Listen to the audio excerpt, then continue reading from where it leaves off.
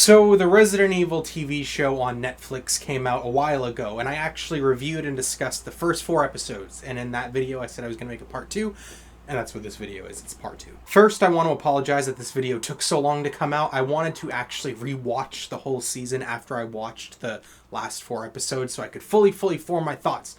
And then I had to ponder it for a couple days because I had a lot of mixed emotions after seeing the whole season, and then I got sick for a few days. But rest assured, it's out now. I know less people are going to care now. When you discuss a TV show, you really got to kind of get it out quickly to reach the most amount of people, for the people that care, because people lose interest so easily. But this video is for the few of you that are still here and still care. Anyway, like I said, this is part 2. I already discussed the first 4 episodes, and the link to that video is in the description. So if you just happened upon this one for some reason, go watch that one first and then come back and watch this one. So I actually got a lot of comments on my first video saying that the next 4 episodes, episodes 5 through 8, were a lot better than the first 4 episodes.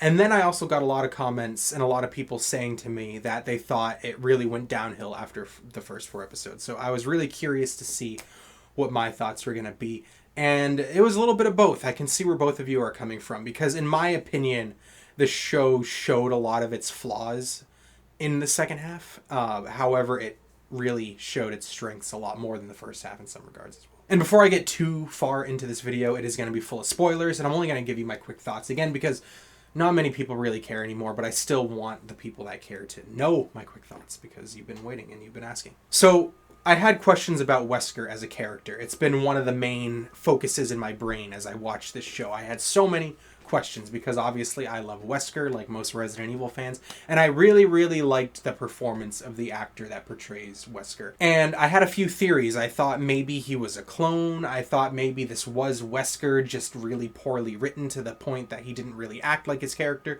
But regardless, I liked the character on screen. I liked where the actor went with him. I liked where the writers went with him. In fact, the biggest positive of this show that I had was Wesker and the actor that played him. Whenever he was on screen, I was having a good time. And after thinking about the season for a couple weeks, I will say definitively that Wesker is my favorite character, and the most fun I had in the show, like I just said. And I don't mean just Albert Wesker, the main character we get. I mean every version of the character, because yes, he did turn out to be a clone. But not only did I like Wesker, Bert, the new uncle guy, Bert, had a great time with him on screen. And the actual OG Albert Wesker, when he appeared on screen, I laughed my ass off. It was hilarious, but like, I didn't hate it. It was so funny. It felt kind of self-aware, and I feel like people are mad about that. I don't know if people are mad about that. I stay away from like forums and like other videos because I just like to sort of enjoy things or dislike things on my own, besides the comments you guys leave me, which I do appreciate. But I didn't hate it. So he's not Wesker.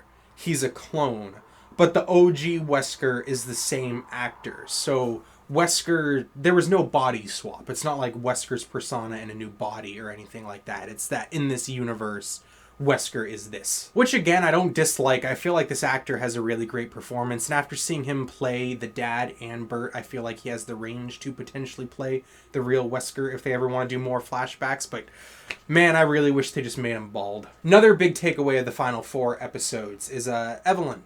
I really liked Evelyn in the first 4 episodes, but the next 4 episodes, I grew to love her. I think she is just a classic Resident Evil villain. She just has, I don't want to say generic, but I am going to say generic even though that sounds like a bad thing, but she is just a generic Resident Evil villain.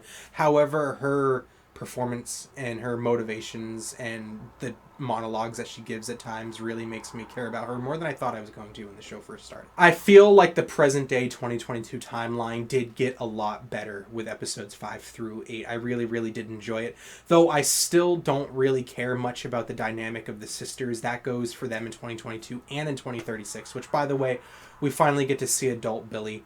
Didn't dislike her character. I think her character's pretty cool. I have a feeling Billy as a character I am going to enjoy a lot more in the future timeline than I am in the present day timeline. Same with Jade.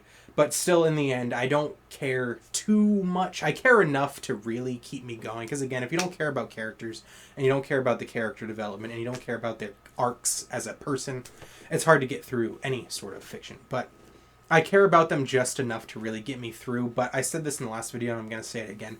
My main focus in this show is plot. I barely care about the characters, but the plot is really keeping me going. But I am going to say, if you absolutely hate the plot, I'm not going to say you're wrong. I'm not going to say I don't understand, because I do. And the big asterisk next to this is that I am a huge Resident Evil fan. Give me any resemblance of a Resident Evil plot. Give me BOWs, give me villains, give me heroes, and I'm going to like it. And I am liking it. However, Jade as a character, I really, really liked her in the 2036 timeline. In the first 4 episodes, she was just a badass going through this world, wreaking havoc, killing monsters, killing BOWs, killing Umbrella agents, and I really, really liked it. In the next 4 episodes, we start to see a different side of Jade. When she starts to get to her family, when she starts to get to her husband and her daughter, she starts to become less of a warrior and less of like this soldier character and more of this scientist and this mother. And there's this duality to the character that I really, really enjoy.